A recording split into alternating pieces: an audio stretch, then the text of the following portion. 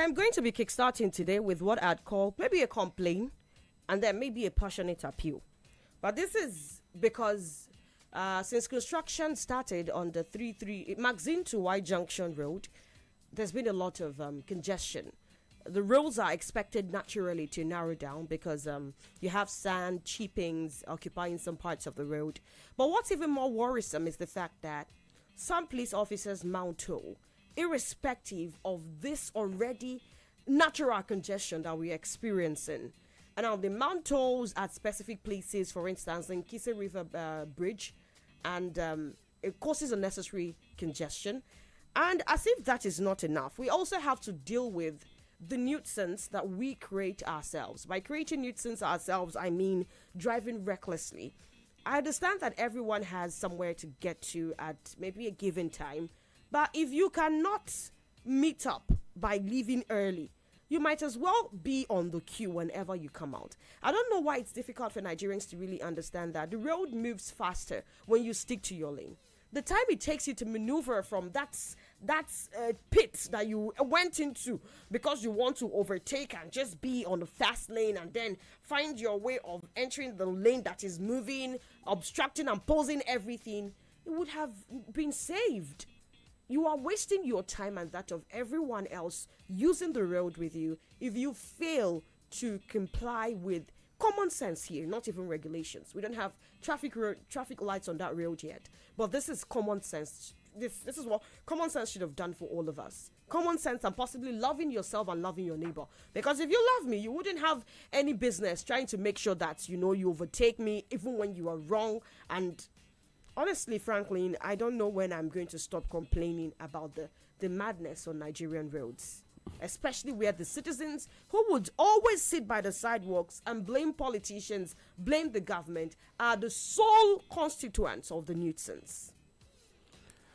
I share your pain. I think I was telling you how we got into one traffic congestion somewhere around Afombo a few days ago, and if you look at the genesis of the whole thing, it was just people being impatient and people not listening to people who wanted the right. Because what actually gets me angry most is that sometimes you come to this very road intersection and you see people who have volunteered to help in making that place orderly, yet you will see motorists who see themselves as same persons refusing to obey one simple instruction. Please just hold on for 2 minutes, let this man pass, and then you move. Then everybody will want to drive at the same time, and you get stuck in an avoidable traffic jam. And guess what? Everybody stays there for a long time. Everybody puts on the ignition, and you resign to fate. But just give us 2 minutes. You're going to pass. Nobody gets to listen to that. So I understand the agony on that very road now, and it's quite unfortunate. Because for me, I think that as a rational being that we are, what makes us different from animals is the fact that we can use our brain, we can think. If not, of course, maybe we might describe as atolo, whereby onyenka tinisi, onyenke soya. But since we're not atolo, why can't we become rational and use our senses, help ourselves, and help our brothers? Oh, well, that's where I would say a word is enough for the wise, or maybe not. Good morning to you and welcome to the Polity. I am Chisom Chinedu, Franklin Ebuka. Good morning to you. You already shared my pain already. Dr. Tony Olisambeki, Ututu Amasa. Good morning to you, Chisom Chinedu. Good morning, Nigerians. Good morning, the good people of Southeast. Good morning, India Nambara. Good morning, Indi Onitsha Donidu. Good morning, Indosmo. Good morning, Ndi Afia. Ndi Oluibo. Ndi Nanya Fobana Nanya. Ndi Oluaka. Everyone under the reach of our voice. Good morning. Different towns, different villages, different communities, different states here in Nigeria. It's a very, very beautiful Wednesday morning. Today being the 25th day in the month of February in the year 2026. We thank God Almighty for His mercy, for His kindness, for all He has been doing for us, and He continues to do everything for us. We are very grateful and appreciative. We thank you, dear listener. It's not easy. We know very well that every morning you expect so much from us, and we assure you that we'll be here to deliver, to meet your expectations as usual, to tell you that very undiluted truth. We are back in the sanctuary where we profess nothing but the truth and we look at things dispassionately without sentiment or emotions attached. You're welcome. Absolutely. We are going to start by first telling you what the front pages of the papers say. On our desk this morning, we have the Punch newspaper, the Vanguard, the Guardian, and the Nigerian Tribune newspapers. On the front page of the Guardian newspaper, terrorism, U.S. escalates pressure on Nigeria as AFRICOM firms up hub in Ghana. ADC Accord orders no deregistration, fate March 24th. That's on page 30. FG dragged to ECOWAS court over tax law alterations on page 5. Armed thugs attack Obi Oyegu, ADC members in Edo. That's on page 29. Dangote refinery to supply 65 million litres of PMS daily on page 5. Diesel steps in as 23rd IGP reignites tenure controversy. Mass exit of senior officers on page 6. Two major things happened yesterday. The resignation of now former IGP Kayode Egbetokun and the appointment of Tunji Disu by the president Bola Ahmed Tinubu. And of course, conversations are going to be revolving around this. And of course, yesterday, news broke of the attack on the entourage of former Anambra State Governor, LP candidate 2023 presidential election, Mr. Peter Obi, in Benin City, Edo State. And CBN rules out extending recapitalization deadline, lowers interest rate by 0.5% on page 15. And beneath the nameplate of the paper, INEC dismisses claims of result manipulation in FCT polls on page 3. More businesses go digital as .ng sees new 15,216 entries on page 15. Pengassan Fort's inflation yardstick insists on worsening poverty. That's on page 3. So over to the Punch newspaper, we have the big story that says Tinubu picks Disu for pre-2027 security boost. DIG is to retire. That story can be found on page 2. It has a couple of riders. One of them says IGP Ebotokun, someone to Villa, resigns over family issues.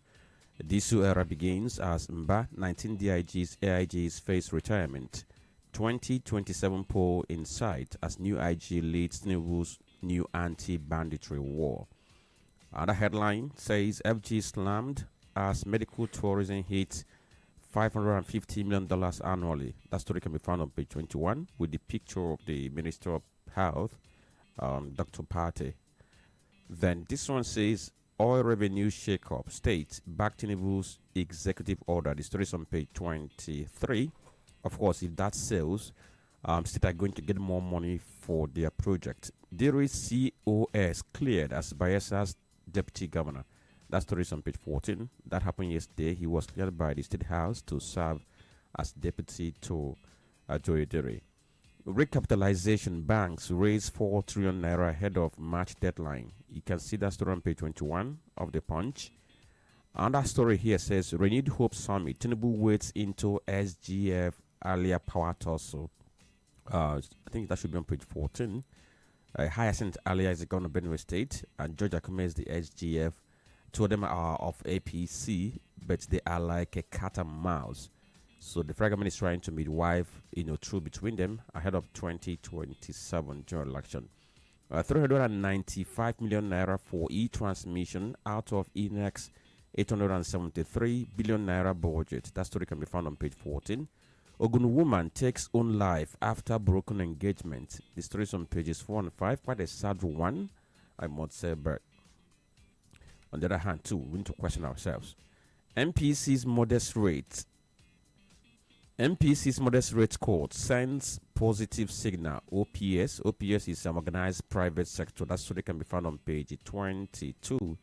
Yesterday, the MPC reduced their monetary rate. That is the what's it going to get? The interest rate to I think about 25% or thereabout. And these are the headlines we have on the front page of the Punch newspaper. All right, let's go to the Vanguard. Banner headline here is how we escaped assassination in Benin. Obi Oyegu on page 7. U.S. Congress recommends measures to end Christian persecution in Nigeria. That one has a lot of riders. It's on page 5. One of which is calls for legal reforms, improved policing, strengthening of criminal justice sector, 6 repeal of Sharia blasphemy laws, wants audit report of effectiveness of aid support in Nigeria, demands programs to allow self-defense for farmers, 6 Nigeria's divestment from Russian military, measures to counter Chinese influence, the US pressure on Sharia can cause tension in Nigeria. That's from Can. No policy on religious persecution. FG replies US Congress. And above the nameplate, CBN cuts interest rate to 26.5%. It was at 27%. Phone tapping charge. DSS can't try me over casual remarks. On TV, Air-Rufai tells court 62 billion naira in damages. I saw a report of what he said about the obtainance of the warrant that was used to search his apartment and how it should be would I say dismissed, and as such any evidence found during that search not admissible. What an interesting take, but let's see how it goes. That's on page 9. Tinubu to opposition, elections not won on social media. On page 8, President accepts Egbertoku's resignation as IGP, appoints Tunji Disu in acting capacity. On page 9. Okay, so we'll move to Nigerian Tribune to see the headlines. Egbertokun resigns. Tunji Disu is acting IGP. 8 DIGs may go. The story is on page 3. Another one says FG files fresh charges against Ozekome. The story is on page 4. Bayelsa Assembly clears the race chief of staff as deputy governor. Page 14. FG reaffirms stand on religious freedom as U.S. panel recommends repeal of Sharia blasphemy laws in Nigeria. The story is on page 2. On the health sector, cure of type 1 diabetes in mice developed. Okay, cure of type 1 diabetes in mice developed.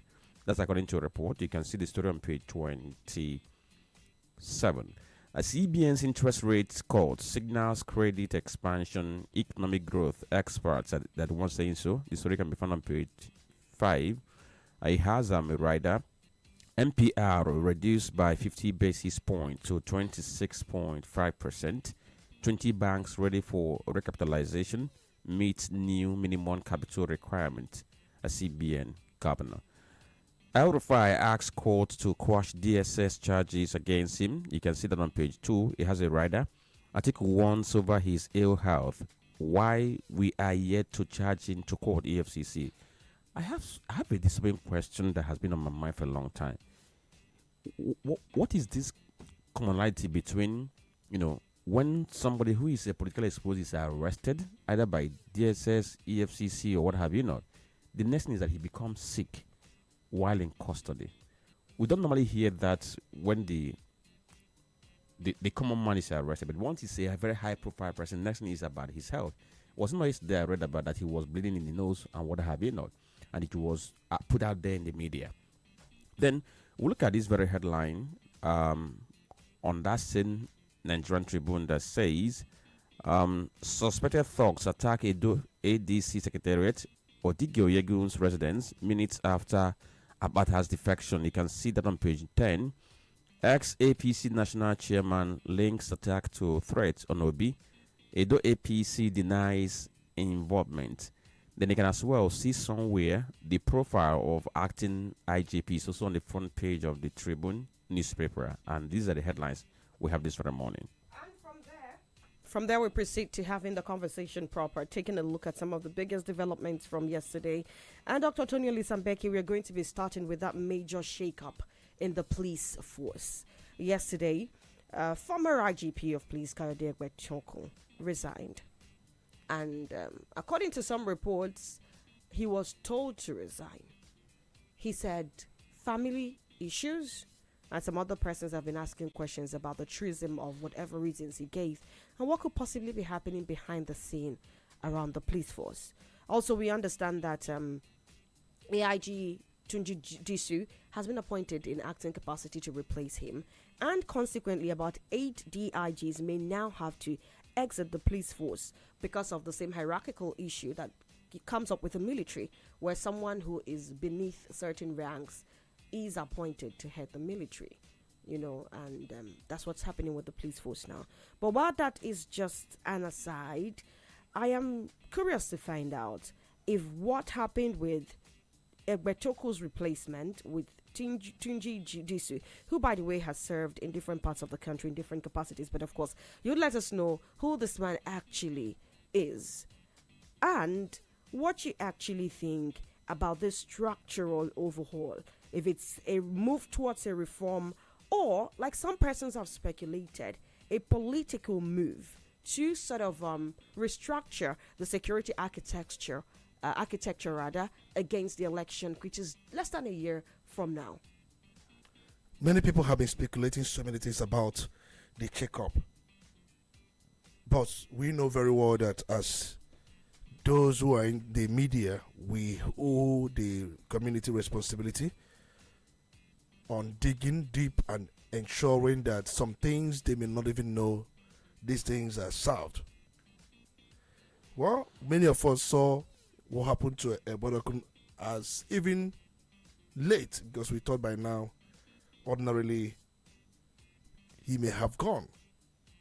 But in any case, Nigeria saw the change yesterday. He was asked to leave. One thing about the president, whenever he needs you to go, you ask you to put up your resignation letter. So it's more about Mr. President relieving him of his appointment. I don't like the idea of we reporting that he resigned. We know that Nigeria, we don't have that culture of resignation. We don't have it. And we will not at all time push whatever we are told, whatever that anybody package, and then dish it out to us and we put it the way he says it. No, that's not what media is all about. Media is all about going beyond what is packaged, telling the truth, unraveling the facts. I'm quite surprised that so many media houses we are reporting Ebetakan resigns. That was what was packaged. And you are reporting what was served. What makes you then a media house? Why didn't you find out what really transpired? And based on what transpired, you report to what transpired, not on what you were served. Well, that is what the federal government has served. That is what they serve. The media does beyond what was served. You don't just report what was served. You tell the fact. So now that we know the facts, Tony, what do you think? What? 2027 in the offing, especially since yesterday there was this team launched by the ruling party, and in the words of Imo State Governor Hope Uzodinma, to tell the people of how far they are going towards the renewed hope agenda. So many things have been done in packaging this entire APC agenda for 2027.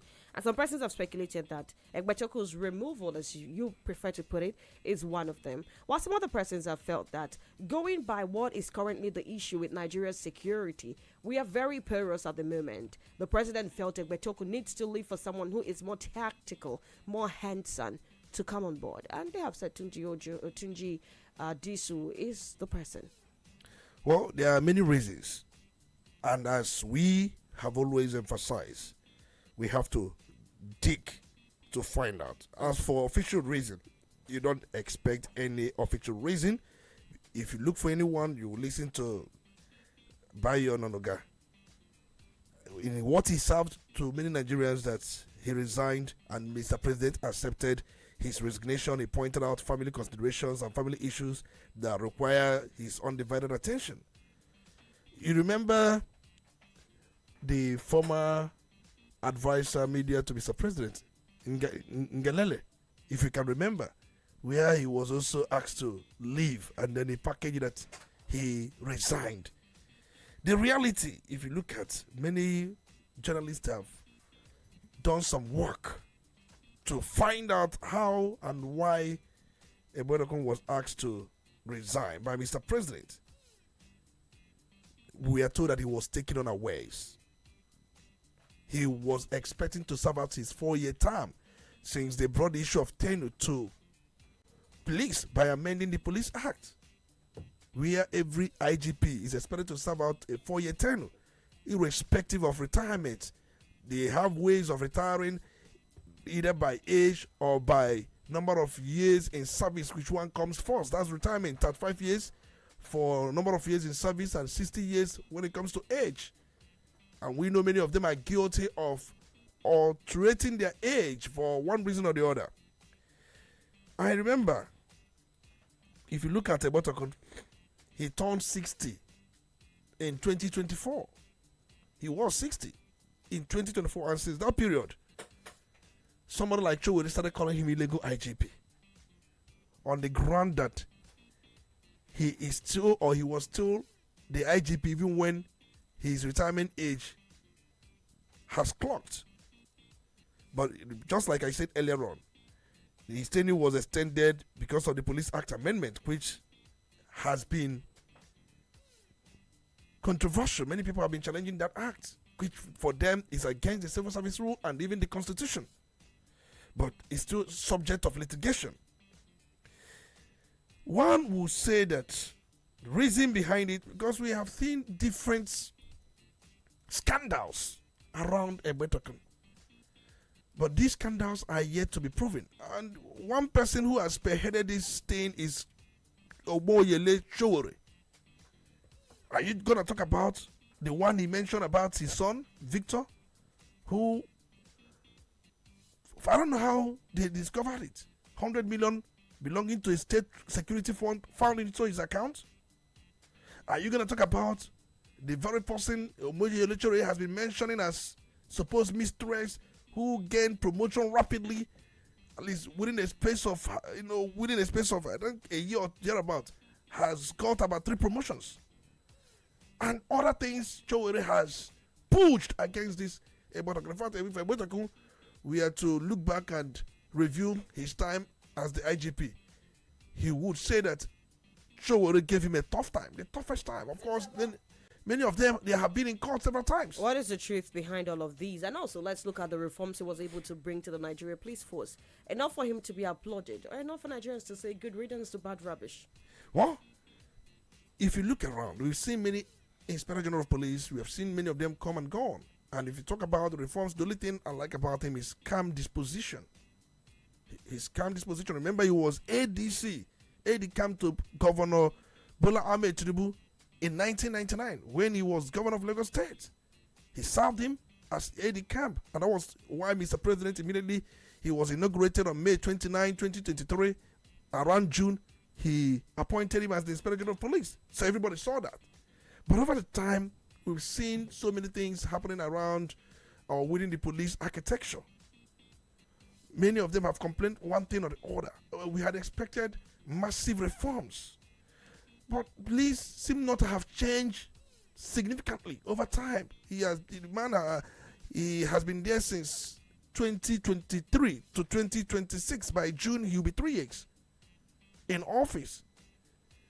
Why he was sacked? If you look at some of the undisclosed sources, they pointed to certain things. In fact, one of the sources I was privy to ASEX was actually saying that the wife of the president wanted him to stay because both of them are from the same church, Redeemed Christian, if I get the name correct, Redeemed Christian Church. Because he is also a member of the church. The wife of the president is a pastor of Redeem. So you see the connectivity. But over time, there are so many speculations around him. The pressure was so high. So many people are saying 2027. You see, Tunji Dusu could also be replaced before 2027. So I really want to know. Could also be replaced before 2027. What changed? I mean, you pointed out that Egbetokun has been Mr. President's right-hand man for a very long time. And regardless of certain controversies that have surrounded him throughout his stay up until yesterday, the president never really called him to order. Now, you already mentioned some, but I'll go further to talk about how he's been accused of being high-handed in terms of how protests and political policing were handled under him. Also, you talk about the promotion bottlenecks concerning an alleged mistress, and even some police officers saying their promotions have not been duly effected. Also, you have the issues that have to do with his tenure extension, which, like you mentioned, Omoyele Choweri has always carried on his head in street palace, calling him an illegal IGP. Now, we also have some persons applauding him on some quarters, in some quarters rather, for how he managed to clear the backlog of what has been owed to some police officers who had retired or those who had died on duty. and also making sure that the Nigerian police force has a lot of lawyers, in terms of having people who are legally exposed to work with the force, so that certain issues are not treated as they used to be treated. You know, as much as this, I would say, when I first read of it, I'd say it's on paper, because the Nigerian police still has a lot of illegal activities going on in and around the nation. I'll give you an instance. The IGP would always talk about how no police officer is supposed to walk around without his or her name tag. Who is checking? Because every single day you meet them on the roads and half of them have no name tags. You talk about illegal mounting of tolls. Who is enforcing it? Because give me 2 seconds and I can just point out how many places we have tolls, would I call it points mounted. The legality be heavily questioned, because what exactly are these police officers doing there? You use the Nigerian roads like we do. Private vehicles that are not flashy, driven by women, you're just allowed to pass. But once you're a young man, looking good, and the car has a breath of life in it, you are packed, and all sorts of papers are demanded, and it ends with settle the boys. And then talk about tricycle drivers who don't get numbers. You call 100 naira, number 4, number 9. What? The point is, the madness hasn't reduced with him. As a matter of fact, I'd say it took different shapes. And so the question is this about how badly he performed, quote and unquote, now, or what Mr. President expects to be on ground for 2027 to happen? Well, if you ask me, I will simply say that if you expect that culture of toll collecting money from tricycles and other vices we've seen on the part of police to stop, you will be mistaken. In fact, you will be hoping or be dreaming that one day heaven will come on earth, except by the time necessary reforms are introduced. We know very well that these monies they collect usually is deployed for sustaining, running the operations of the police, but they will not admit it. But let's talk about Ebodokun, where he has his own high points and low points. There's no doubt. If you talk about his high points, in fact, I will tell you that he was actually promoted about tens of thousands of personnel. About if you put them together, about 10,000 plus. Where he emphasized hard work, integrity. Most times we usually see, or frequently we do see, promotions being flashed from time to time. And then you also look at infrastructure upgrades. We saw where he undertook rehabilitation of police barracks nationwide, commissioning of the Nigerian Police Resource Center, the one in Jabi, Abuja, and other key projects in Abuja, Lagos, and also various states. But even when we know, when police was conceived, they were meant to stay in the barracks, not living with civilians. Even when we know they are not military, they are not also paramilitary. If you go by the constitution, they are not military, they are not paramilitary, they are just Nigerian police force. But the key thing is they are not supposed to be staying within the civilian populace. They are supposed to be staying right inside barracks. But that has never happened. From when we were growing up, many of them were staying in the barracks. But this IGP thought about rehabilitating some of the police barracks. And then he also established Special Intervention Squad. It was a new unit created for rapid response and enhanced operational capability. He boasted of reducing crime, according to him, that he made over 30,300 and something arrests, that's suspects, according to him. Then he made recoveries of over close to 2,000 firearms, and many of them. And then the rescue of over 1,000, close to 2,000, I think 1,500 and something kidnapped victims. So these were some of his high points.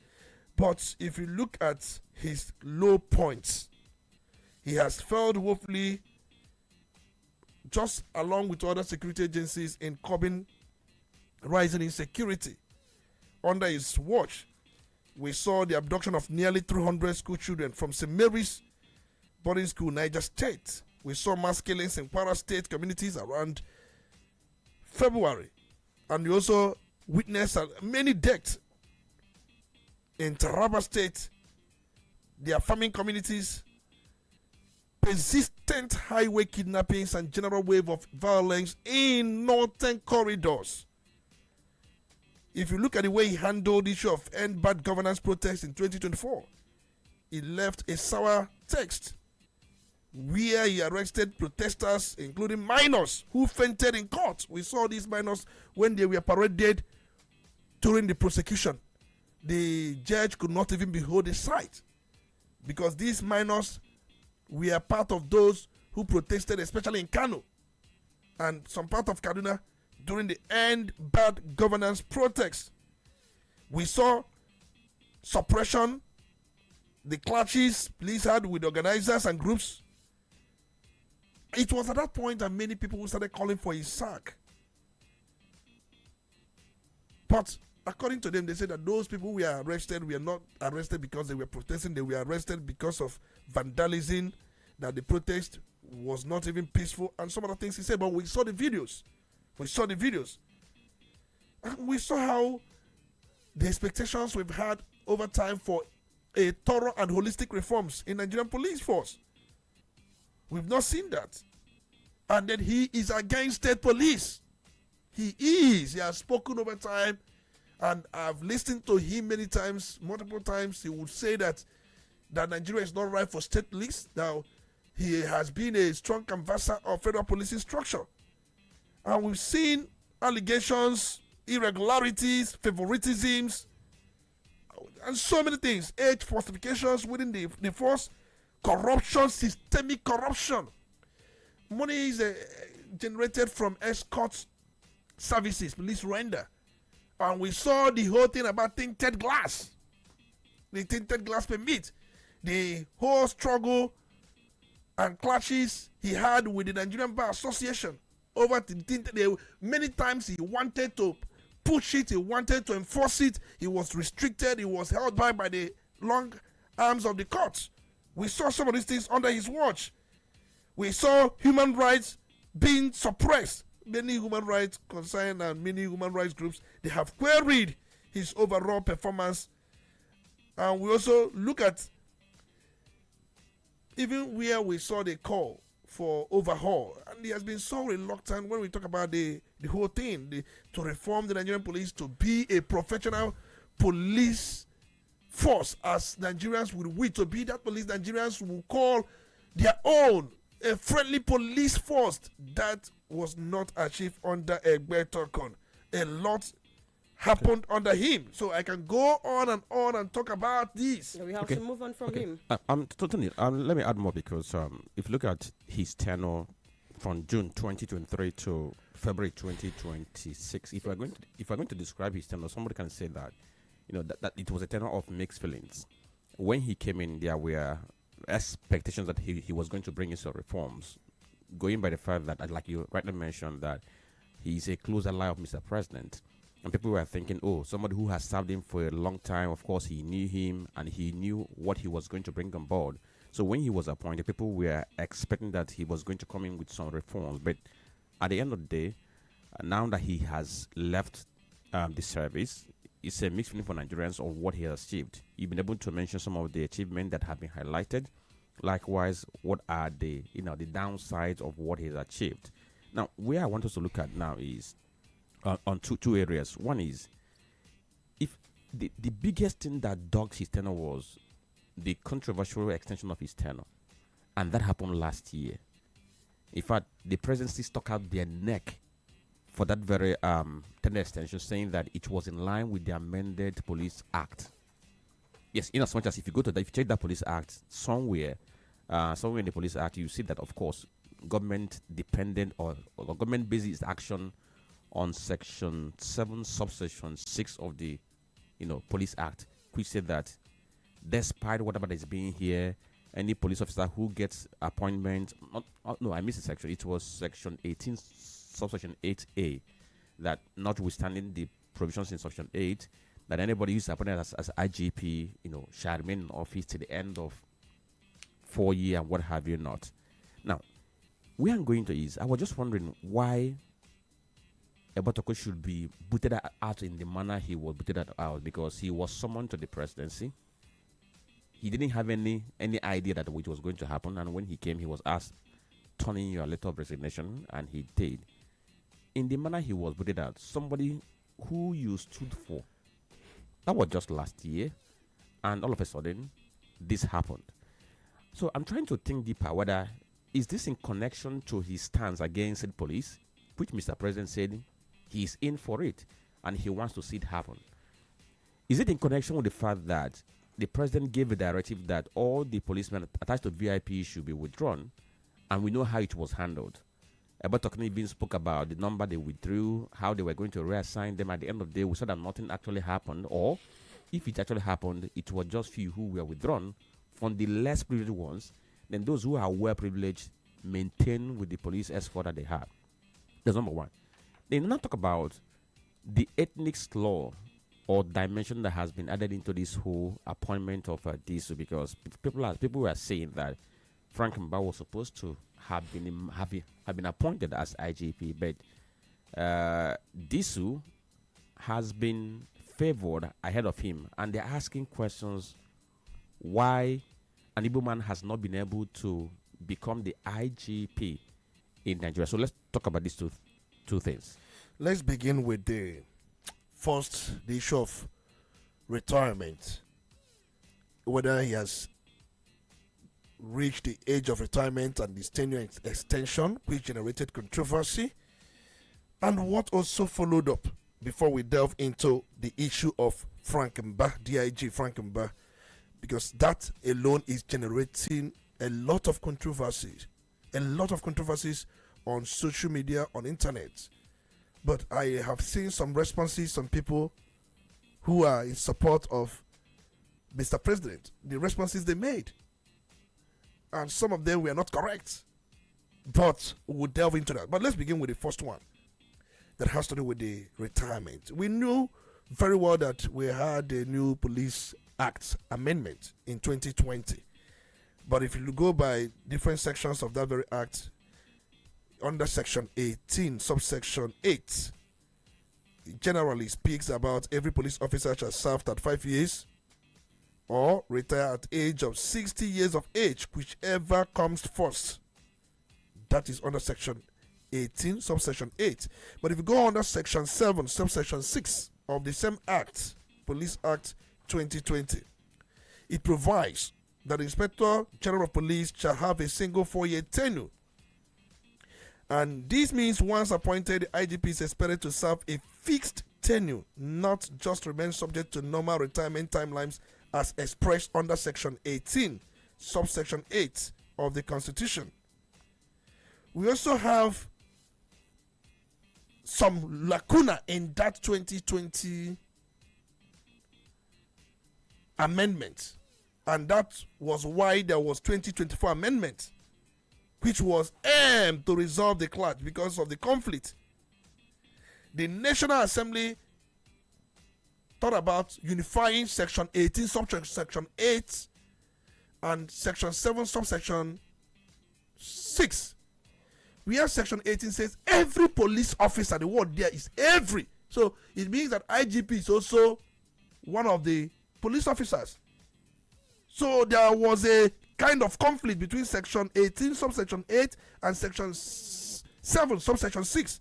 That was exactly what brought about the amendment of 2024, where the National Assembly felt that there was need to reconcile this conflict, and a new provision was introduced in 2024 amendment, section 18, subsection 8A, as amended, now reads, notwithstanding section 18, subsection 8, any person appointed as IGP shall remain in office until the end of term stated in appointment letter. So they now amended that section 18, subsection 8, that talks about every police officer, to add the clause A that talks about notwithstanding that section 18, subsection 8, any person appointed as IGP shall remain in the office until the end of the term as stated. But in all of this, there are people who believe that it is not enough. Because if you go to the Constitution did not specifically point out retirement age for police officers directly. But if you go under section 215, subsection 1A, that talks about the appointment of IGP, because section 214 establishes the Nigerian police force. Then section 215 talks about the appointment of the IGP by the president. So if you look at all these things, you find out that the Nigerian public service retirement tradition has it as 60 and 35. There are people that believe that the Police Act cannot in any way so pretend the service, the Nigerian Service Rule Act. So there has been this argument, there has been this legal argument. Tony, just quickly, because if you look at that very section 18, subsection 8A of the Police Act of 2026, it says, notwithstanding the provisions of subsection 8 of this section, any person appointed to the office of IGP shall remain in office until the end of term stipulated in the letter of appointment in line with the provisions of section 7 subsection 6 of this very act. And now if you look at Obatokun, he was appointed IGP. That was in 2023, and last year the tenure was renewed. So if you're going to count from 2023 till now, it falls short of 4 years, and he's been booted out. So the president, he has the power to fire and hire. But in respect to this very police act, can we say that he broke the law? Because if you look at it, the Police Act talks about Mr. IGP. Now, once he's appointed, he has a fixed tenure. And you raise important part of it. Since Police Act says there is a fixed rule, why did Mr. President remove him? Why didn't he allow him to finish his But there tenure? is a clause. There is also a clause. Okay. There is a clause where he either decides to resign or is sacked by the president. You remember, if you look at it, officially, what it was served was he resigned. But you already said I'm that, saying that we can go beyond what was served. which by the constitution And then, is not wrong. He that's has what I'm saying. the right to He- resign. the president asked him to put in your resignation, and he did. However it happened. And he has the remember, right to. if you talk about removal, and Franklin asks, did Mr. President act right? From the look, in the eyes of the law, he resigned. In the eyes of the law. And that's legal. That's legal. In the eyes of the law, he resigned, so he was not booted out. But we know very well that he was booted out. He was asked to leave. He was asked to turn in his resignation. So, Tony, now that we have established that, and we have established the fact that, like Franklin said, his administration was a bittersweet one. There were gains and there were losses, typical of every human endeavor. Let's look at the person that is going to be taking over the affairs of the Nigerian police force going forward. We don't have so much time. But who is Tunji Disu in a nutshell? And what should Nigerians be expecting from this man?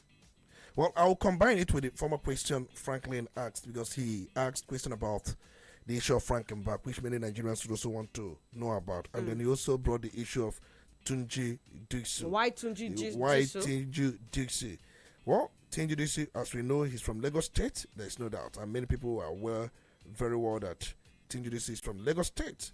And he has served as Commissioner of Police several times. I think I remember when he was Commissioner of Police in River State, when he was also Commissioner of Police in Abuja, FCT, before he rose to the rank of the Assistant Inspector General of Police. We know him as someone who is more like is a disciplined professional police officer. He was born sometime around 1966. He's about 59 years. April this year, he will be 60 years, and the issue of retirement will start up again.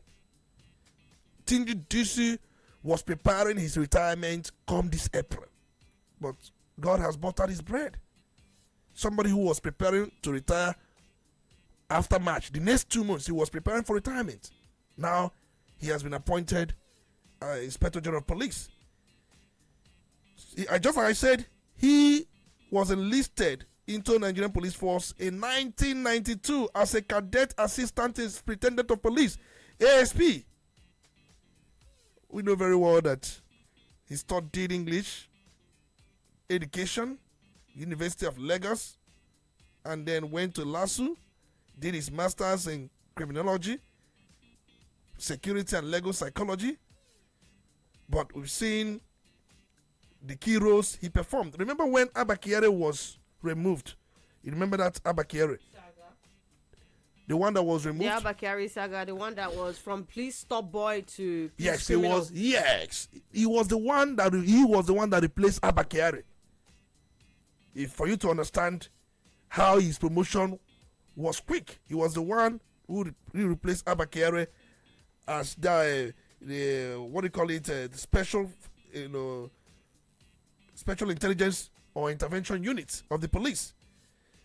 I remember he was a multiple times DPO in multiple commands, officer in charge of SARS and anti-kidnapping unit, second in command, state CID, River State, commissioner of police, FCT. There are so many roles he had taken. Deputy commissioner of police operations, force headquarters. He was recently, before his appointment, AIG in charge of police force criminal investigation department, annexed Alagbon, Lagos. Recall that he was promoted to that position last year. He became AIG last year. I think he became AIG. In fact, he has not been AIG for 1 year. He became AIG last year, March. This coming March, we make him 1 year as AIG. So if you look around, he's one of the newest AIG who hasn't even spent up to 1 year as AIG. I have explained a lot of things about him. Now let's talk about the one Frank mentioned because of time. Quickly, people have said, why didn't Frank Mba succeed Egbetokun as the most senior police officer? He is the most senior police officer after Egbetokun, no doubt. I saw what this person posted. I saw what Lere Olayinka, what he posted. And then he was saying that Frank Mba is not the most senior police officer, that there is somebody behind him. And then he went to police website and screenshotted the ranks and names there. And he said, at least after Egbetokun, you have DIG Yahaya S. Abubakar. That DIG Yahaya S. Abubakar is ahead of Frank Mba. The Frank Mba is number 3rd, not number 2nd. And so even if it is whoever, why not the person? I'll come to that. Frank Mba is the number 2nd. The person is referring to has retired last year. So they didn't even know that DIG Yahaya Abubakar retired 2025. Okay. So, but they did not update the website. And somebody like him went and brought unupdated, a website that was not updated, and was using it to make a public argument. That's to tell you how times people do not look or dig a lot for them to make their point. So the most senior DIG, Frank Mba, was promoted as DIG in 2003. Yes, he served as AIG for 3 months, the most quickest in the history of this country. He was AIG. He was appointed AIG around, if I can still remember, around March or thereabouts. 3 months after he was appointed AIG, he was made DIG. The quickest ever. Why he was made DIG was because he, at that time, was the most senior police officer from Southeast.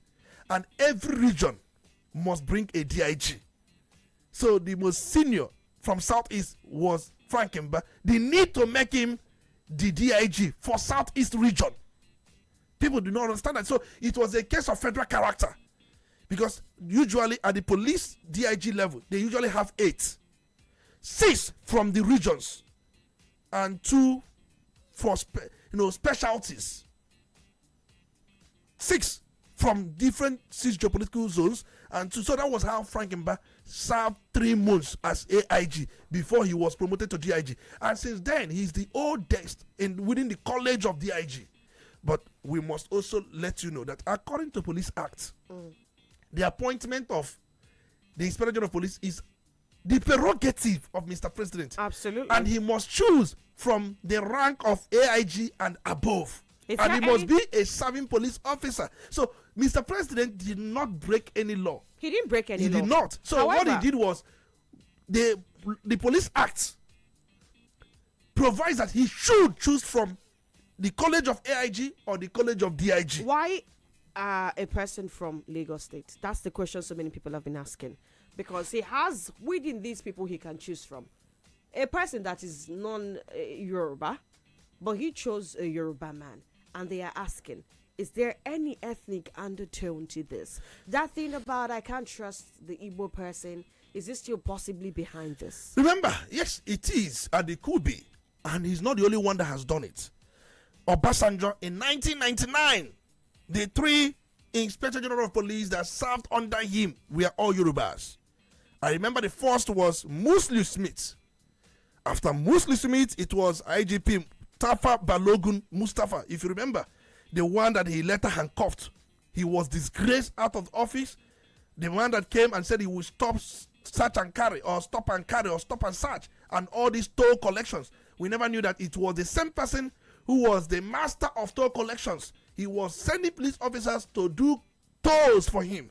He would come on air and be chastising those who are doing toll collection until he was exposed, and then he was arrested by a junior police officer as a serving inspector general of police. He was handcuffed. He was put into Black Maria. He was prosecuted. Obasanjo disgraced him. Mustafa Tafa Balogun. I remember the images. I remember the whole thing. Then after Mustafa Balogun, Obasanjo replaced him with Sunday Ehindero. Have you forgotten? Till Obasanjo left presidency, the 3 of them, Muslim Smith, Mustafa Balogun, Sunday Ehindero, they were all Yorubas. It was Yaradua that did something different. Under Yaradua, Yaradua did not pick IGP from his own zone, from the north. He picked IGP from the southern part of the country. And the first he selected or appointed Mike Okiro. Mike Okiro is an Igbo man, but from River State. Pure Igbo man, but from River State. After Mike Okiro, he replaced Mike Okiro with Obonio Novo. That answers the question as if no Igbo man. We have had 2 Igbo men as Inspector General of Police. One, Mike Okiro. Mike Okiro has come out many times to say he's an Igbo man. In fact, he contested for Ohaneze president. Have you forgotten? He contested. So he's not one of those people in River State that will come and tell you they are not Igbos, like someone like Wike. He has professed to be a full-blooded Igbo man, Mike Okiro. He contested for Ohaneze president. And also you have Obonio Novo from Enugu State under Yaradua. Under Jonathan did what one would call going back to north. Yaradua went to south. Jonathan went back to, we saw Hafiz ring him. We saw MD Abubakar, the most celebrated MD Abubakar. We also saw, I think, Suleiman Abba, the one that disappointed him later on. That was AIGP celebrating the victory of President Muhammadu Buhari. He was Inspector of Police, and he was making some statements, more like celebrating him. But before you know it, I think it was not Suleiman Abba, it was Solomon Areche. If I remember, it was Solomon Areche that before Jonathan, before you know it, it was Suleiman Abba. So Jonathan dropped him and brought Solomon Areche. And Solomon Areche, now Buhari returned him, and we have Ibrahim Botumi Idris, and then Muhammad Abubakar Adamu, with the one from Nasarawa State that built a lot of things in Nasarawa State. In fact, that each time you have police recruitment, they will be dominated by people from Nasarawa State. The one that when he was reading a particular address, he was repeating a particular time, and people started using it to make skits. If you can record it. Oga at the top. Not Oga. The Oga at the top is NCDC. We are talking about the IGP. Suleiman Abba, where he was reading, there was something he was reading. He was repeating a particular thing, and people started using it to make a skit. More like he was stuttering, he would go back to the same line, he would stutter. I think I remember the video. And then immediately after Abubakar Adamu, we saw Usman, Akali, Baba, and that ended President Muhammadu Buhari's tenure. And Akali Baba were very fine. He is just he has body, and the likes of Chowore, we are using his body stature to demonize him. So we look at all these police officers, just like I said earlier on. Obasanjo did exactly what Tinubu is being accused of. It was only Jonathan that looked north. Jonathan did not appoint anybody from south as IGP. Yaradua did not appoint anybody from north as IGP. But once Buhari came in, expect Buhari. What do you expect Buhari? Buhari went on north. He went on north because of issue of trust. And Tinubu, as we have him now, he has focused not just those from Yoruba. He is so much concerned about Lagos. That's where people are coming in from. Why Lagos at all times? So are you always saying that he did no wrong? Because I understand that there are about 8 DIGs in the Nigerian police force now. Yeah. And he left the DIGs, went to the AIG category and pick one person. Like you said, rightly stated in the law that he should pick from not at least anybody who's going to be as IGP should not be below the rank of AIGs. And what that simply means that if he's going to pick from AIGs, those who are at the level of DIGs might be forced to retire unless they want to answer sir to their younger person. So did he do any wrong by doing this? By deciding to, pick one person from the AIGs? Especially when we need all hands on deck. Did he offend any sensibility of federal character? Not as another one. Then number two is the fact that, this issue of Frank Banko. I've seen people who are advancing the argument that people are saying that Frank Mba is the most senior in terms of the promotion he has gained. And they try to attribute it to that quick promotion that he gained. They said in terms of enlistment that this who came into the police force in 1992 and then back came in 1994. 94. So I think you asked if Mr. President if he offended the sensibility of federal character. If you are to bring in the principle of federal character, of course he did offend that. It's expected that he should look elsewhere, owing to the fact that the person who just left was from the same region. So the need for you to go to the other region. But just like we said, the federal character is just there in principle. It cannot be challenged in court. I think federal character is part of chapter 2 that is not justiciable. That is, by the way, that outside that, you also asked, yes, Tunji Dusi was enlisted into the police force before Frank Mba. So by seniority on enlistment, he is senior. But by rank, Frank Mba is senior. And what is applicable is rank, not enlistment. Okay. What is applicable based on seniority is rank. But based on enlistment, he joined Nigerian Police Force in 1992. All right. And that's Cadet ASP. Frank Mba joined as Cadet Inspector in 1994. So you find out that Frank Mba, over many years, was not promoted. From 1994, he joined till 1999. I think 1999 was the first time he witnessed his first promotion. And people started criticizing this long stay before promotion. And ever since then, he started having quick promotions to the point he got to where he is now. And just like I said earlier on, it was as a result of federal character that made him DIG earlier, where he served AIG as AIG under 3 months. So we have explained some of these things. We have to be very, very clear about some of these things out of sentiment, out of any kind of emotion or passion. But this is the case, and this is what we have. Okay, Tony, I don't expect you to provide any answer to this very one, because I keep on wondering why we are in the habit of appointing IGPs who are close to retirement. If you check the years, this had become a habit. Now, these who were appointed, under normal circumstance, he has approached his retirement age. He's preparing. Do you understand? And for the fact that he's appointed, most of the finest policemen we have invested money to train are going to retire. We can no longer use their resources because we are trying to make appointments that maybe serve our interest at this point in time. Because I'm just thinking about, why can't we appoint IGP that can give us good 4 years without clocking that retirement age? Don't answer anyway. Okay, let's go over to what happened yesterday in Benin, Edo State, where the entourage of former Anambra State Governor, LP candidate in the 2023 election, Mr. Peter Obi, was attacked. Now, according to this report, tension gripped Benin City, Edo State yesterday, as 2023 presidential candidate of the Labour Party, Peter Obi, former governor of Edo State, John Odigie Oyegu, and other leaders of the ADC escaped attacks from gunmen. A few minutes after leaders of the ADC, including Obi, received former president of the Nigerian Bar Association, NBA, and LP Edo 2024 governorship candidate Olumide Akpata into the party, gunmen attacked the facility at Ogbelaka Street off Sokbomba Road, Benin City, and the residence of the party's national leader, Odigie Oyegu. Obi narrated the audio. We do not have so much time, so I can't start pulling up the audio. But he said, it is time to speak up. It is time those in government act. They are not going to be there forever.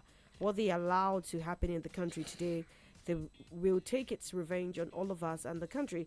Of course, eyewitnesses said that they came in an unmarked Sienna bus and a motorcycle, fired several gunshots. They showed videos of windscreens shattered, bullet holes, on gates, chairs being broken, canopies and banners scattered. And the question at this point is, what exactly is happening? All of the violence for 2027, or is this still on the backdrop of Obi stay away from Edo State? Well, we remember what Mondo Ebelu said the last time Obi was in that very state. And then he said that if he fails to intimate him, if he fails to inform him about his coming, anything he that sees? Yes, his security cannot be guaranteed, and anything he sees, he should take. We remember that very statement. So when what happened yesterday happened, many people started regurgitating that very statement credited to Monday Okpebelo, the governor of Edo State. Could it be one of the reasons why what happened yesterday? Obi came in there for the defection of Akpata, former Nigerian Bar Association president, and then the governorship candidate of Labour Party in the last Edo Guba elections. He was to defect with his supporters, and Obi was there to also welcome him into ADC, and was also alongside John Odije Eyogun, the pro tem chairman, the pro tem first chairman of APC, who is now abandoned to his own fate and who has gone on to join the ADC. And we are told that talks attacked them, and these talks, we have not been told where they came from, who sent them, who sponsored them. Had been, in fact, before now, Edo State is synonymous with Togre, very synonymous with Togre, and we have seen such incidents from time to time happen in Edo State. But in this case, we have to put it on a context. Those who had or who did what they did, what was the reason? Could it also be connected to the statement credited to the governor of Edo State that he cannot guarantee P2B security if he fails to inform him whenever he comes into Edo State? Could it also be connected to that?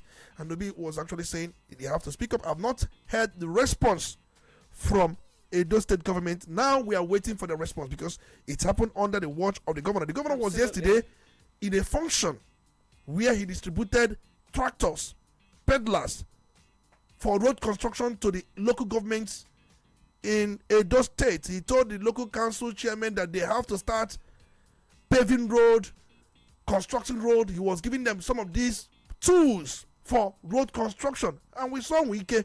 Wike was the person who commissioned some of these instruments before their dispatchment. So he was in a function yesterday. While he was in that function, that incident was at the same time happening, and it is a bizarre one, very condemnable. I had always preached politics of accommodation, politics of... Isn't that what democracy is? That's what I've always preached. I have preached that. So my concern now is, why would we allow a kind of politics to descend such low? For me, I've said it many times, we must allow opposition to thrive, and we must ensure bitterness. And there are people that said, what Obi did to, or what happened to Obi in Edo State, that has he forgotten when Erufai entered into Anambra State? He ensured that Erufai was pigeonholed in a particular hotel. Erufai was not attacked. But he wasn't attacked, that he was pigeonholed. In fact, he was put under house arrest. But the two incidents are not the same. Erufai was safe. The Obi could have been hit by any of those bullets. two incidents are not the same. One has to do with election day. And besides, well... So are you linking the attack to that statement which was made by the governor of Edo State? That was July last year, 2025. And after he made that very statement, don't forget that the APC chairman in Edo State, Tenebe, they call him Emperor Jared Tenebe. He also re-echoed what the governor said. He said, Obi is not welcome to Edo State, that people will hate him, that whenever people see him, it might incite violence. So whenever he wants to come to Edo State, he must inform the government so the government can ensure his security and what have you not. And then Obi was there yesterday and see what happened. And if you look at what Obi said, look at what ADC said. Look at what article said. They were all pointing an accusing finger to either Edo State government or APC-led federal government.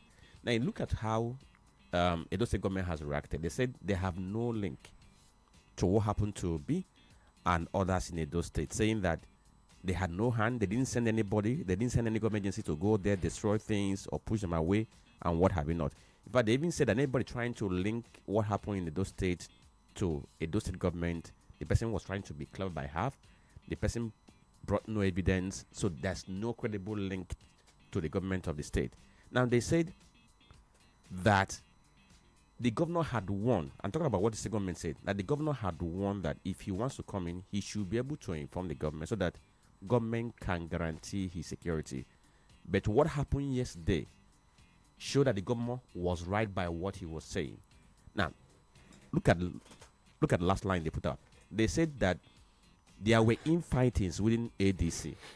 That what happened to Obi and Co yesterday could have been as a result of the infighting within APC. And within the ADC. Some other persons have also argued that it could have been orchestrated to look like an infighting. Tony, quickly. Well, just like I said, what we open up these things will be investigation. If you look at what the state government has said, they just denied involvement.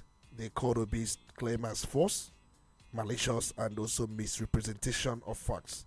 So they went further to say there was no directive that came from the governor or any state organ to target anybody, any person at all. So for me, I think they should also add that they will open investigation into this, even when everyone seems to be suspecting them. Because if you look at that very statement just we reference to, Obi must not come to Edo State without security clearance. He cannot just come into Edo without informing me. His security will not be guaranteed. If anything happens to him here, he will have himself to blame. There is a new sheriff in town. Don't come to Edo without telling me. These were statements credited to Obebelo. And he made a very statement, just as Franklin rightly pointed out earlier on. That was sometime around July. And he was very emphatic about that. What does he mean by a new sheriff in town? But my own is, we know these things are politics. Politics. They shattered the windscreens of these vehicles. We saw the videos. They did everything. And that tells Obi he has to be more cautious, because he should value his life more than any other thing. I wouldn't want a situation whereby if anything happens, they will link it to insecurity and nothing will come out of it. Somebody who has died has died. Absolutely. Somebody who has died has died. Possibly if he is to go around, I'm not saying that he must, for you to ask a private citizen to get security clearance, under which law? It is not coded in any status. But that is by the way. But for your safety, you must also be extra careful. Right, You've seen the kind of politics we are playing. But I expect President Tinubu to make a statement to condemn this and preach peace as a father. As the president, he should. Let me just add a small thing, because the way these things are,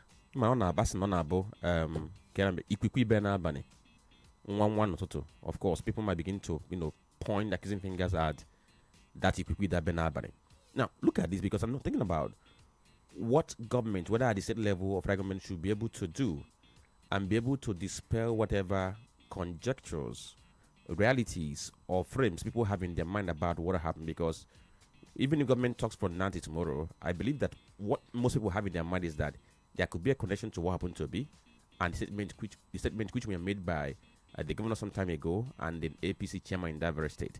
But the government has tried to deny that. Now look at what some persons who were there narrated. They said that when they were at that secretariat, they got an intel. A policeman attached to them got an intel that some thugs were coming to attack them and told them to leave the secretariat before they arrived. And they did. That was why they did not meet them.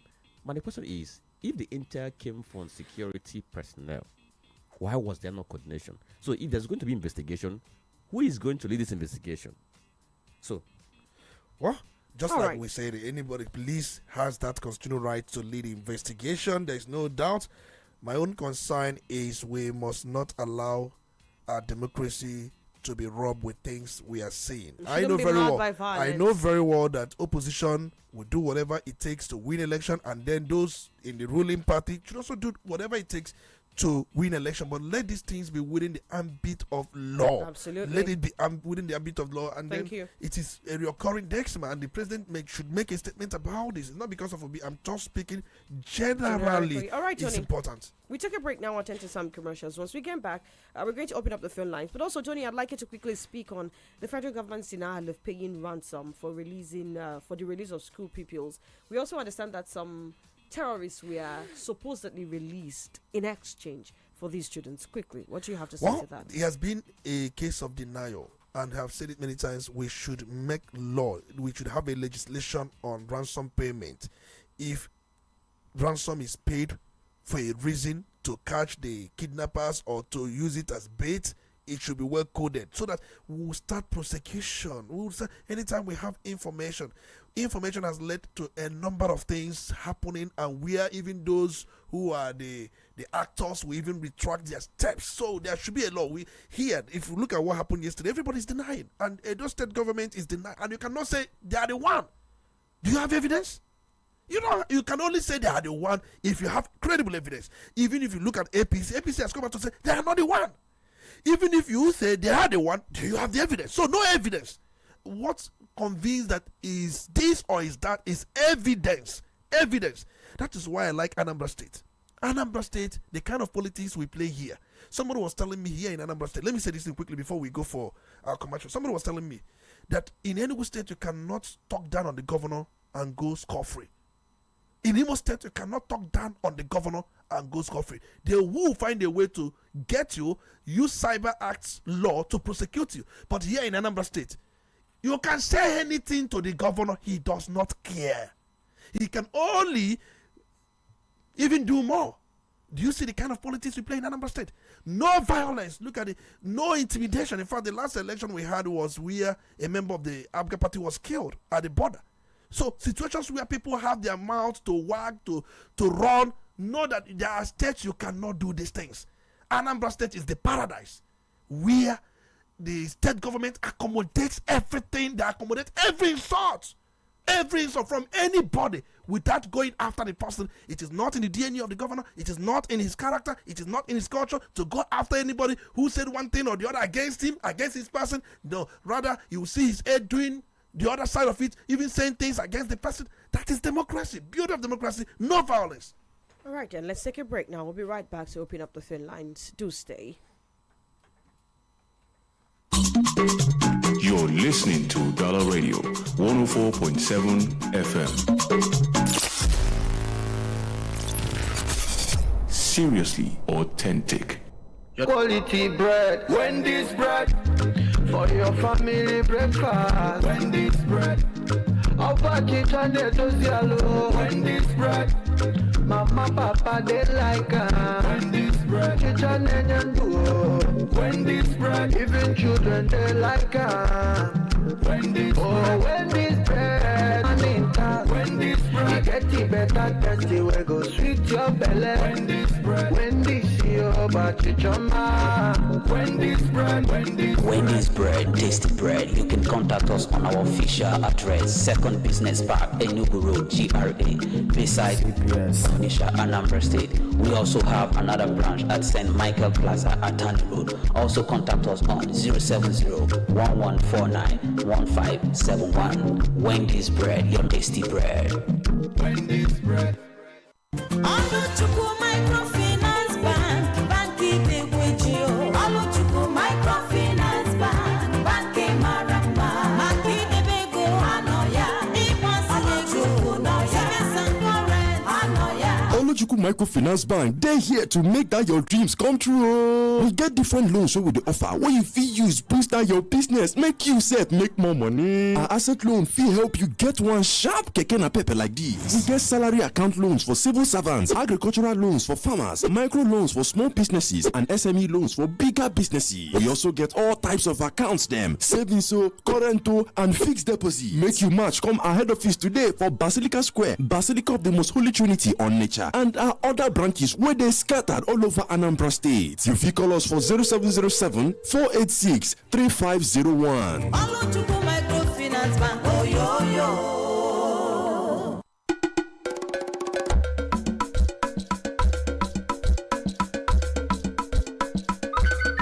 From the commercial city of Onitsha comes Udala Radio 104.7 FM, the voice of the region.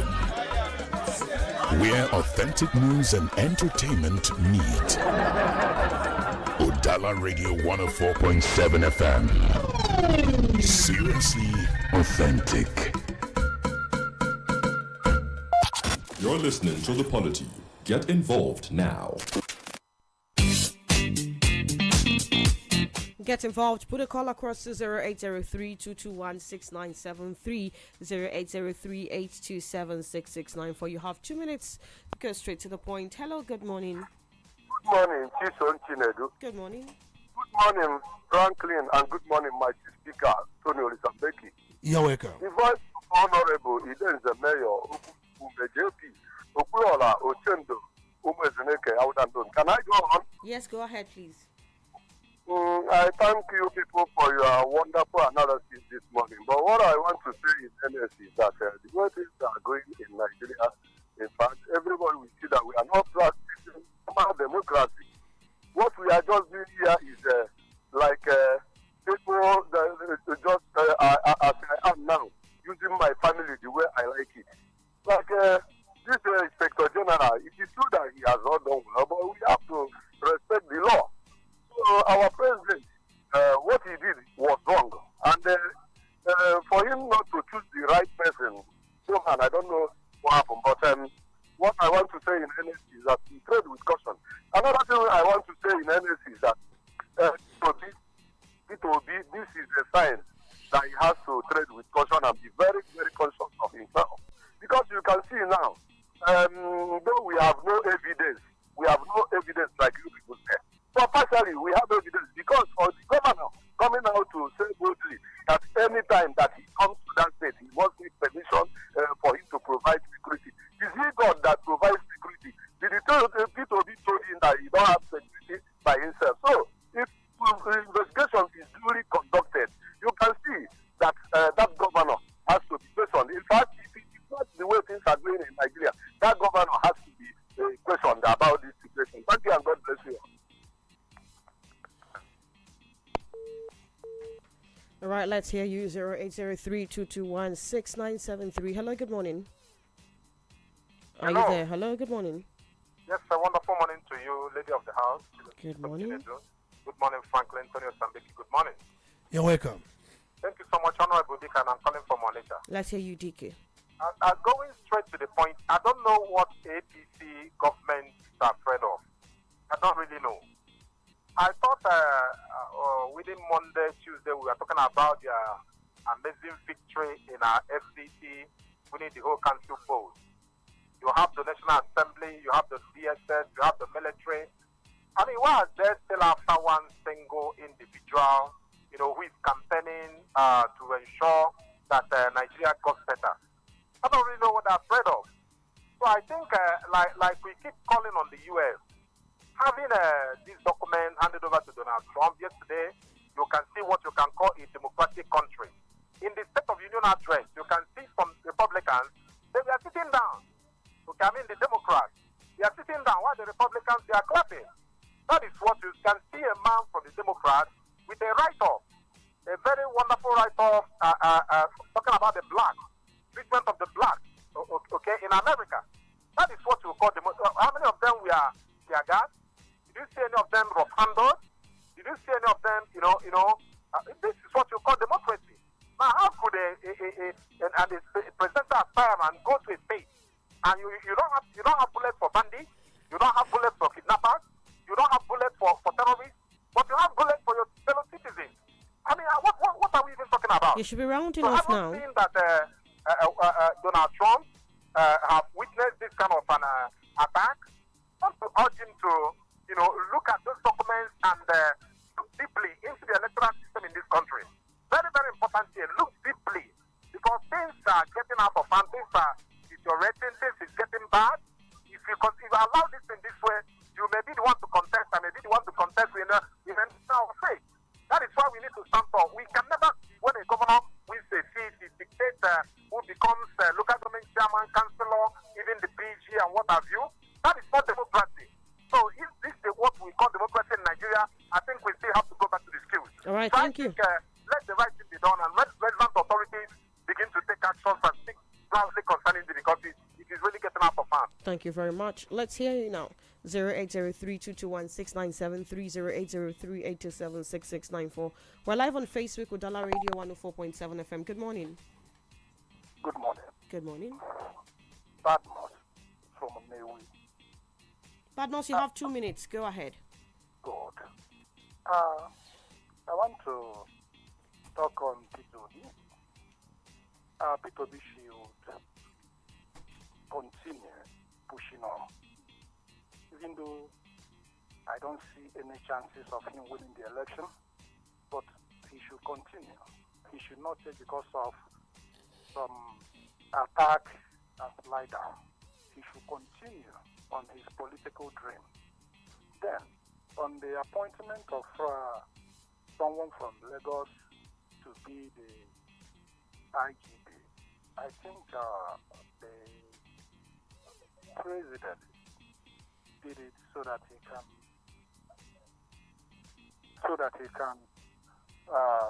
rig the 2027 election.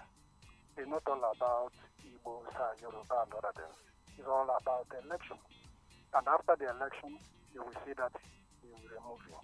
Then finally, Tony Olisambeki said that in Anambra State, people criticizes the governor and go scot-free. If he can put it on a debate, I can give him names of people that are cooling off in jail as we speak, because they criticize the governor of Anambra State. So he should, more governors are doing it. And the reason why it's like that in Anambra State is because most Anambra people, they focus on their business. They always talk about Tinubu and federal government. They don't look at their governor. Unlike Imo State and Abia State that focus more on their governor, most Anambra States talk about Tinubu and the APC. That is why the Soludo is fighting it easy down here. Thank you. All right, then. Well, I don't think if there is any that we don't know as journalists, I don't think it's any. That is the truth we serve you. Good morning. Hello, good morning. Yes, good morning. What's your name? Where are you calling us from? My name is Akamara. Akamara, let's hear you. Yeah, and Akamara is calling from Fig. I want to react on what happened to P2B yesterday at Edo State. Go ahead. See, the governor cannot deny that he doesn't know what happened yesterday. Although he can openly come out and say it. But we know that he must be involved in what happened yesterday. Because their state chairman said it that he had P2B. That if anything happens to P2B in Edo State, he should be blamed. You understand? So they can't come out now and tell us that they don't know what happened yesterday. But as Carl rightly said,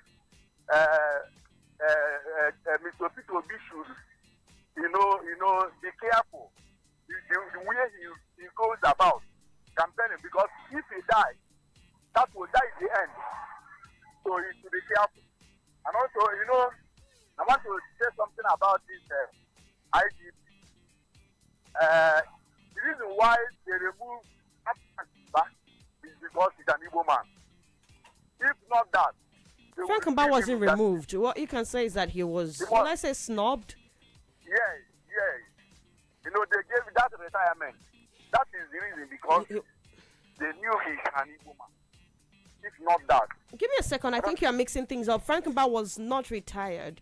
However, what we have been asking is why Tunji Disu... He'll be retired soon because from where he's coming from, he's not coming from the angle of his retirement being closed. He's coming from the angle of him being an Igbo man, and he's saying Frank Mba was retired because he's an Igbo man. I'm trying to clarify something to him because I think he's mixing the information up. Frank Mba was, would I say, set aside, and Tunji Disu was made the IGP, regardless of the fact that Frank Mba is higher in ranking, regardless of when the both of them are going to retire. Why should he be set aside?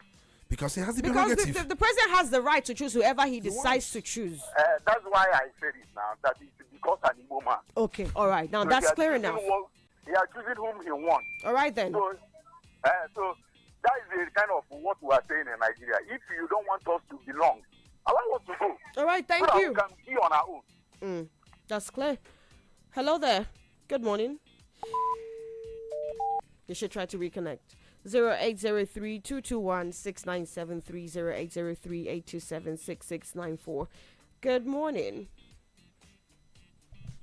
Good morning. Yeah, hello, good morning. Yes, good morning. Emeka speaking from Onitsha. Go ahead, Emeka. Yeah, this is where we found ourselves. In the same country, police will fish out those that did that thing in Benin. But in a prayerful but peaceful country, they will all look up to God. We need total reorientation. We've not started. Thank you so much. Okay. Quite straight to the point submission. Let us hear you. Good morning. Good morning, Jason Kennedy. Good morning. Good morning, Mr. Franklin, Anthony Sandeki. You're welcome. What's happening in those states? This is Anthony Mecheta, speaking from Onitsha this morning. Let's hear you, Anthony. It's a sad reality that we have seen in Nigeria in what we call democracy. If anybody is waiting for investigation to be done to ascertain, to get a clear evidence of what happened to ATC officials and P2B, such a person will just is living on a fool's paradise. Because there are certain things that citizens in this nation knows how it works here in Nigeria. And we know that there's no way a government, institution of the state can come out and own up attacks like some terrorist groups we always do. They will claim responsibility. There is no way. So even the kind of permutation and insinuation that have been made on the reason why Botoku was removed, there is no clear evidence to that.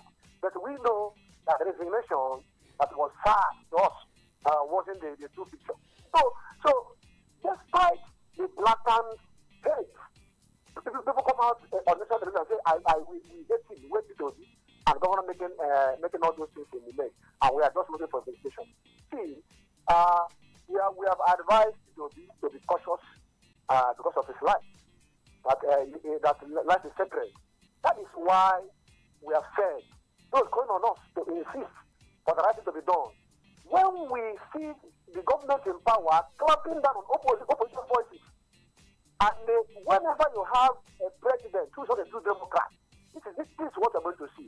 So when I begin to hear the demographic history on air, trying to motivate the people, trying to do the right thing, trying to insist for right thing to be done, when you try it in a governance, in administration, that clamps on freedom of speech and freedom of citizens to express their rights, you go in for it. You have seen it. My speaker saying that the governor does not respond. We see what happened to Isenyi. We see the banter with the governor and let's leave Isenyi out of this. Isenyi is also my representative, and I will not sit here and clap for him. And the other thing is this: I will not sit here and clap for him. Are you aware that upon every allegations Isenyi made against governor over the death of justice, the governor instruct any arrest? In fact, people were telling governor, arrest him, prosecute him. They tell him, leave him. We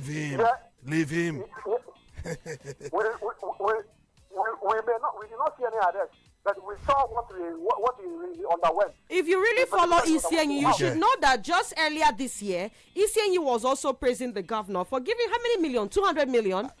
If Isenyi were to be in Rivers State, if Isenyi were to be in Imo State or Enugu State, you would have done. In fact, most times we don't like the truth. If Isenyi were to be a member of the Enugu State House of Assembly or Imo State House of Assembly, you understand what I'm saying. Thank you for your contribution. You understand. Okay, let's take a few more calls and then head over to Facebook. Maybe just one more and then. Good morning. Hello. Good morning. Good morning. Can you send me ECS? I don't even know his real name. Bernard, right? Yeah, Bernard today as well. In our discussion. Yeah, we need to do that so we can laugh sometimes. Yeah, we need to laugh. it is rather unfortunate. I mean, our police is the next institution that I can say we've killed. Yes, if you follow the history of Nigerian police to Nigerian police force, we killed it. As for Obolo helped people be pathologically during the campaign, during the election, when we were in Benin. We saw what happened. He didn't want to see him and Bata and the rest. He wished we never even appeared there at all. But what I should say, him, Obama should tread carefully. He must tread carefully. Whatever goes around comes around. Delta is just by the corner to Benin. Incidentally, Mrs. Oyegu is from Iraq. So he got to be very careful in what he says and what he does. Also, be well, there is risk in every endeavor. But that doesn't mean we walk into it with our eyes wide open. Have yourself a wonderful day. Thank you very much, Odaze. Let's head over to Facebook now. Okay, so today, while I try to open these very messages up, so take note of this. Maybe we will have to talk about it because from what we have talked about this issue of the appointment of Disu as the IGP. Now, the question will now be from the track record of Mr. President, can he be called an ethnic bigot? Can he be called a tribalist from when he was the governor of Lagos State till now? And secondly, too, talking about the appointment of the IGP, where Mba was not. There's also an argument somewhere saying that when Mba was getting promotion on a very pacey and accelerated way, nobody blinked an eyelid. And now there's an appointment that he was overlooked and the people are crying for. So take note of this. Maybe we can talk about it. Then from our Facebook page, we have this one that came from Arinze Ichi from Ibadan Fan Settlement. He says, what happened to Mba is one of the reasons Nigeria sentenced him to life imprisonment. That is also what is happening to P2B, pure marginalization and hatred against Igbos. Dr. Misimo Lebara from Owerri says, who wants P2B dead? Governor Bebelo has a lot of questions to answer. Has he fulfilled his threat? Nsobu Dekwa. Aside that, politics of calumny, hatred, character assassination, falsehood, bitterness, and the using abusive and derogatory language is rooting deep in our body politic. Politics in Nigeria is fast losing character, or rather, lackluster. Okay, I'll end it there. Then also Francis Namani from Enugu State, thank you for following. Likewise, Oga Marquez Echuku, thank you for following. Ogochuku Frank says only the Yorubas get GC appointment. Hope Yorubas and Fulanis will be at home with this one-sided appointment when other tribes do the same. Ikengampo says if anything happens to Mr. P2B in Edo State, the state government should be held accountable, and he says he rests his case. Norbert Uchokoye says, okay, Tony said Yahaya was retired as of last year, but there's no record of it found. Could you please check again? And let's be sure. Well, I can refer you to publications that came out between August and September 15, 2025. The title of the man's speech, the speech is delivered when he was living. It's called A Final Salute with Deep Appreciation and Best Wishes. So you can dig it up and read. Then this very one is coming from the Collins Uzomo Okwe. Okay, thank you for following. Onyeka Elibwe, thank you too. Gregory Tadeo says it's clear that the governor of Edo State cannot deny knowing those who attacked Mr. P2B. He will get the repercussion for trying that. Secondly, okay, I'm not going to read the second part of your message. Please, you are free to disagree with the analysis of Tony or what he says, but you can't just because somebody doesn't agree. Okay, maybe because somebody doesn't sound the way you wanted. You now begin to say, "Oh, this person belongs to this or belongs to that." That's not the proper way to handle this. Do you have any proof of that? You can disagree. Feel free to disagree. I don't agree with you on this. It's acceptable. Simple. Master SJ says the problem of Nigeria police force is within the organization, and Nigerians should know that Southeast Igbos are not politically favored by the current administration. I think the same vehicle that carry AIG Joseph Mbo would be the same vehicle for Ebo DIG Frank Mber, which DIG, please, become now when you are writing so that you'll be able to survive. Sure you get. All right. And also Francis Naman says, the attack on Peter Obi and his team in Edo State was very unfortunate and condemnable. The appropriate authority should do everything possible to fish out the perpetrators and bring them to book as a deterrent to order. So these are the posts we have on our Facebook page. All right then, Tony, before we round off the conversation, there was a question that Franklin threw before he started his before he started reading the comments from Facebook. Franklin, would you want to reiterate Yes, and Tony give an answer? Looking at the antecedent of Mr. President, his antecedents from the time he was governor of Lagos State till now, can he be classified as an ethnic jingoist? Can he be classified as a tribalist? Well, if you judge by his time as the governor of Lagos State, he was the first that brought in non-indigenous to work for him. And we have many of our own who work for President Bola Ahmed Tinubu as the governor of Lagos State. Remember the man from Umudioka, married to Umunachi Akubeze. Okay. Even at a point, he became a commissioner.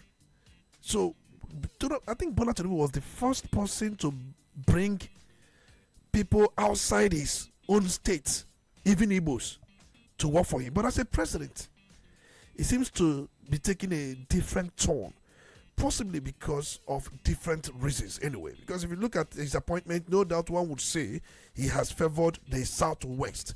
And if you come to Southwest, Lagos, he has favored them. No, it's undeniable. It's undeniable. But as a governor, he was more open. As a president, he has favored Southwest more. So is he plotting political grab for 2027, knowing that, I lost Lagos this time around? I have to do something to. It could be. I said there could be many reasons, political reasons and other sentiments. Why is because he believes he must get his second time. Once he gets his second time, he may start balancing things. I'm not speaking for him, but I know very well he has favored Southwest, mostly in promotions and others. So you can't classify him as ethnic bigot, even when we knew why he was governor of Lagos State. He brought non-Lagosians, in fact, Igbo people, to come into his own state to work for him as a commissioner on this. That is one. Then, if you go back to someone who said, I think you have answered the question of Abubakar Yahya. So he retired on. If you have anyone, you can ask where there. Of course. He retired last September and he made speeches. You know why I said what I said is because we don't just give out something we are not sure of. I have listened to conversations, I've listened to analysis. Many of them got it wrong. They went to police website, brought out the list of DIGs there without knowing those who have also retired. The point remains that we will always give you the real thing without even embellishing it. And somebody was saying, Tony, you know why? See, I have said it like I said yesterday. If I give you advice, you listen. You are my friend. If I give you advice, you don't listen. You are not my friend. And for Anambra State government, they listen. There are things they would have done if not for advice that we do render. It would have been the other way around. And just like I said, many of you will agree with me. If look at ECN upon all the allegations against governor, he made so many libelous, slanderous statements. A state governor did not in any way. Tony. Fingers crossed. It's only a matter of time before they will realize that ECN is just, I don't know. You can call it me a content creator. If you make such slanderous statements against me as a person, Chisom, I will ask you to let's go to the court and you have to prove it. I may not like the one they did to that Oluru, the very one. If you remember the saga now, we have a criminal libel and then civil one. We discussed all these things. Okay, Afe Babalola and Rotimi. I'm trying to remember his name. And we criticized Afe Babalola for the way and manner he brought police to arrest the man. He petitioned to the police because he became a criminal. Rotimi. Yes. And we criticize him for such statement that even if he had gone for defamation suit, let it be civil, let it not be criminal. But the sitting governor, somebody said a lot of things against him, maligned him, slandered him. He did this, he killed this, he kept quiet, he left him. And even when some of us say, find out, go and take this man to court, let him prove this thing, leave him. At the end of the day, nobody touch. And they say, I cannot say those things when I see them, or if I say them, it means that I belong to him. Let it be so. All right, then. Thank you, gentlemen, for your contribution this morning. And thank you for your calls and your contribution, of course. This is what makes it what it is. But, Tony, we'll see you again tomorrow. Absolutely, 9:15 down to 11 a.m. Franklin, your parting shots. Well, what I'll tell our people is this. I always say this. It's good to cross check everything. It's good for you to research. It's good for you to compare notes before you can say, okay, this is where it is. And also, when you disagree with somebody, the right thing to do is not to begin to call somebody names, begin to make conjectures, begin to make insinuations, and begin to use euphemistic words to describe somebody in a very bad way. That's not the way. I like contest of ideas and arguments. If you have superior one, so be it.